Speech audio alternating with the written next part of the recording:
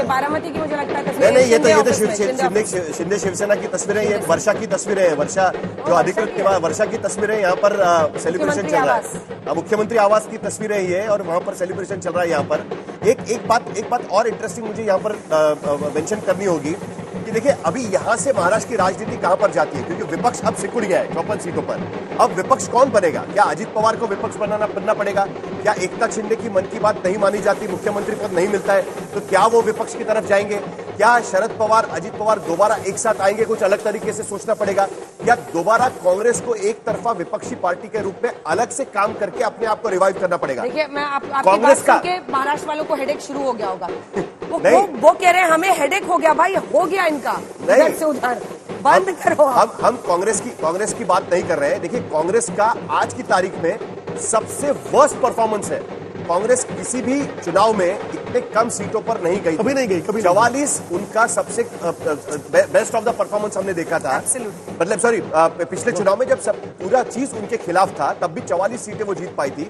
ये worst of the performance 20 सीटों पर वहां पर। एक छोटी सी टिप्पणी कर दूं, पूरे देश की राजनीति में कांग्रेस पार्टी जहां भी तीसरे नंबर पर आ गई है, चौथे नंबर पर आ गई है, वो पहले और दूसरे नंबर पर आने की क्षमता खो दी है। कहीं भी नहीं है। एक महाराष्ट्र एक अकेला उदाहरण था जहां पर कांग्रेस बाउंस बैक करके लोकसभा चुनाव में आई थी। आज फिर से एक कहावत है ना, पुनः मुसीको भव, तो कांग्रेस पार्टी आज फिर से वही 5वें नंबर की पार्टी बनकर सपरा जी से सुन लेते हैं भाई, की राजनीति में आकर कुछ होगा इसमें। सपरा जी, 20 सीटें तो कांग्रेस की महाराष्ट्र में कभी नहीं आई थी। वर्स्ट कम्स टू वर्स्ट 44 सीटों तक आपने अपने आप को समेट लिया था। इस बार तो आपके नेता है वहां। हाँ, और इस बार तो सारे बड़े नेता भी आपके हारते हुए नजर आ रहे हैं। बाला साहेब थोराट ट्रेल हो रहे थे, पृथ्वीराज चौहान ट्रेल हो रहे थे, नाना पटोले जैसे तैसे वहां पर जीत सकते हैं ऐसा लग रहा है। कांग्रेस के खिलाफ क्यों माहौल गया भाई इतना?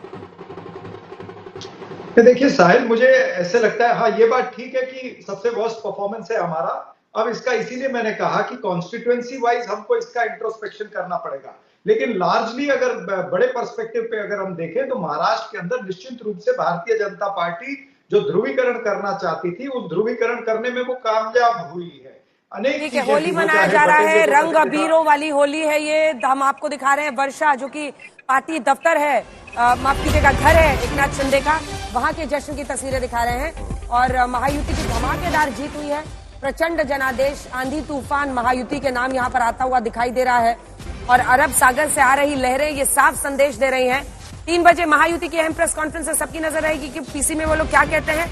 लेकिन शाहनवाज हुसैन साहब एक मुझे लगता है कि आशुतोष जी, शाहनवाज हुसैन सदाबहार नेता, सदाबहार मुस्कान, सदाबहार खिला हुआ चेहरा, अक्सर इनको परेशानियों के बीच में फील्ड कर दिया जाता है जहां जहां पर नेता होते हैं। लेकिन आज तो बड़े जश्न में शामिल होने के लिए बीजेपी से कहते होंगे मुझे तुमसे कोई गिला नहीं। मुस्कुराइए कि आपने महाराष्ट्र जीता है। अच्छी बात है। मेरे लेकिन झारखंड पढ़ दिए, झारखंड भी देखिए।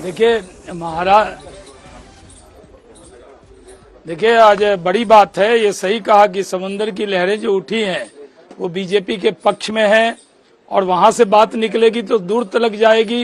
ये महाराष्ट्र में जो नतीजा है वो हमारे लिए तो खुशी का बात है, लेकिन कांग्रेस के लिए आत्मचिंतन है कि न्यूनतम सीट जीती है। साफ कर दिया बिहार की जनता ने उपचुनाव में। यूपी और बिहार में ये तेजस्वी यादव, लालू यादव, अखिलेश यादव का थोपड़ा साफ। संजय राउत का एक बयान आया है कि हम महाराष्ट्र में जो परिणाम आए हैं उसे स्वीकारते नहीं है, गलत हुआ है। हाँ, वो तो आएगा ही। मीठा मीठा, घट घट, तीता तीता, थू थू। जब ये झारखंड में जीत जाए तो बड़ा अच्छा, इनके फेवर में आ जाए तब ईवीएम ठीक है। अरे जनता ने नकार दिया, और खास करके संजय राउत जैसे बड़बोलेपन के कारण उद्धव ठाकरे सहित महाअघाड़ी का नाश हुआ।